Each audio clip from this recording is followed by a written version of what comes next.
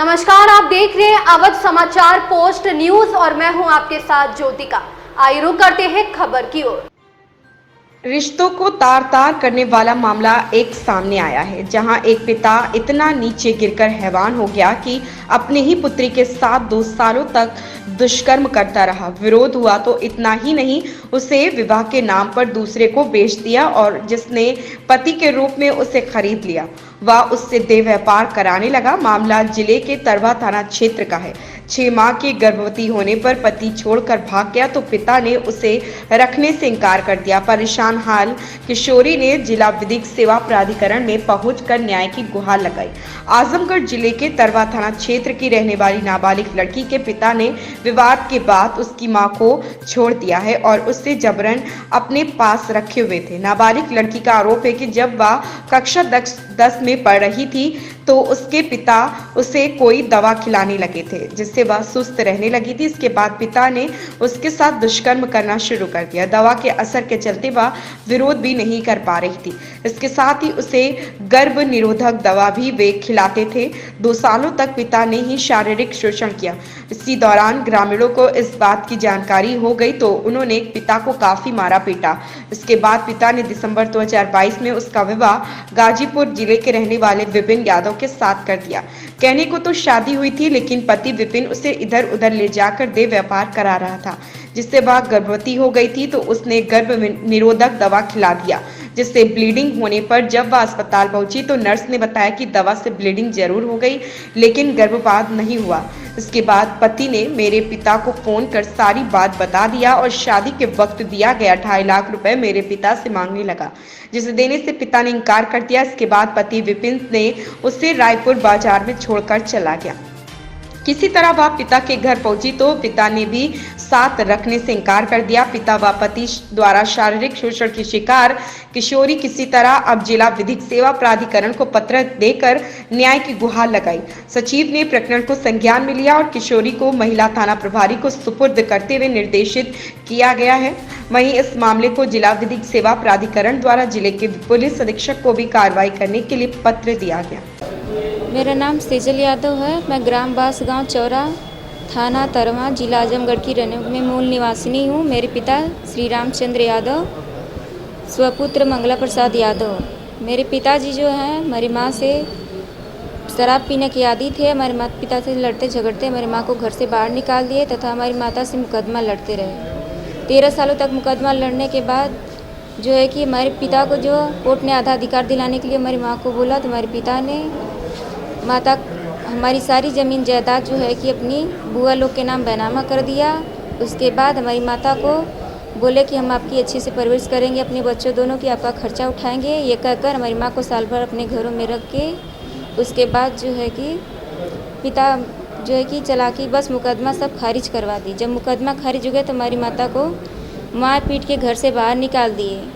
अपनी माँ के साथ हम चले गए क्योंकि हम छोटे थे, क्योंकि फिर भी हमारे पिता ने हमें ज़बरदस्ती माँ के यहाँ से हमें छीन लाए। माँ से हम दोनों भाई बहनों को दूर करने की वजह से माँ हमारी मानसिकता खो चुकी हैं। आज 13 सालों से आज हमारी मामा यहाँ रह रही हैं और उसके बाद पिता ने हमारी माँ के ना रहने के कारण शराब पीने के आदि शराब के नशे में वो हमें दवा खिला कर हमारे साथ अवैध संबंध बनाते रहे हैं। संबंध बनाने के दौरान जब हम गाँवपुर वालों को अपने बताएं कि हमारे साथ ऐसा ऐसा दुष्कर्म किया जा रहा है तो हमारे गाँवपुर वालों ने आवाज़ उठाई तो हमारे पिता ने हमको बहुत मारा पीटा। उसके बाद जो है कि घर में रहने के लिए बोले। 8वीं क्लास के बाद हमारी पढ़ाई छुड़वा दी गई। 8वीं तक 12वीं तक हम पढ़े हैं, लेकिन 8वीं तक क्लास हमारा नहीं हुआ। 8वीं तक केवल क्लास किए। उसके बाद जो है कि हम घर का काम काज संभालने में लग गए। फिर भी हमारे पिता दुष्कर्म किए। जब हम दुष्कर्म करने के बाद फिर आवाज़ उठाया तो हमें दूसरे ग्राम बछवल नामक ग्राम में हमको छोड़ गए। सिंहपुर सिरसा बछवल नामक ग्राम में छोड़ गए 7:30 बजे। वहाँ के प्रधान ने जब आवाज़ उठाई कि हम आपको पुलिस के हवाले कंप्लेंट करेंगे, आपको अब नाबालिग अवस्था में अपने बच्चे के साथ ऐसा दुष्कर्म कर रहे हैं, तो हमारे पिता ने गांव के प्रधान से माफ़ी मांगी और हमारी अच्छे से परवरिश करने की उनसे इजाज़त ली। उसके बाद उनको नीतू मिश्रा, थानाध्यक्ष महिला थाना नीतू मिश्रा। नीतू मैम, ये क्या प्रकरण है पूरा? प्रकरण यही है, इनके साथ रेप वगैरह का मैटर है जो है। अब इनके पति ने जो है इस तरह का करके छोड़ दिया। बाकी मैं ज़्यादा कुछ नहीं कहूँगी क्योंकि मैं इनको ले जाऊँगी 1 स्टॉप सेंटर और बाकी चीज़ें हैं वो मैं अपने अधिकारियों के संज्ञान में डालूंगी। उसके बाद जो जांच का विषय बनेगा उस पर कार्रवाई होगी। बाकी ये आपको इन्फॉर्मेशन कहाँ से मिली, आप यहाँ पे आई हैं? ये प्राधिकरण सेवा केंद्र से मिला है, मुझे जानकारी अभी मिली है, जज यही साहब जज के साहब के यहाँ से, अच्छा। एडीजे साहब के यहाँ से अभी ये जानकारी मुझे। ठीक, थैंक यू मेरा नाम शहनाज बानो है। जी। पैरामेडिक। जी, आप ये मामले को किस रूप में देख रही हैं? इस तरीके की बातें, पति और पिता दोनों हैवान बने हैं। इस बारे में तो यही कहा जा सकता है कि कहना तो नहीं चाहिए कि पिता ऐसे दुष्कर्म कर सकते हैं, लेकिन अगर उन्होंने ऐसा किया है तो उनको तो दंड मिलना ही मिलना है। और जिला विधिक सेवा प्राधिकरण के माध्यम से उनको दोनों लोगों को, पति और पिता दोनों को दंडित किया जाएगा।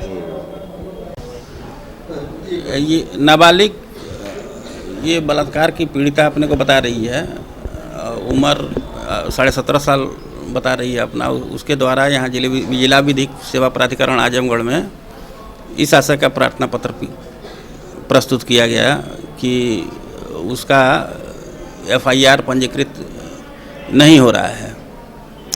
और उसके पीड़िता द्वारा ये बताया गया है कि उसके पिता द्वारा विगत 2 वर्षों से उसके साथ अवैध शारीरिक संबंध बनाया जाता रहा। गांव वालों के विरोध पर पिता ने पीड़िता का विवाह गाजीपुर ज़िले में एक व्यक्ति के साथ कर दिया।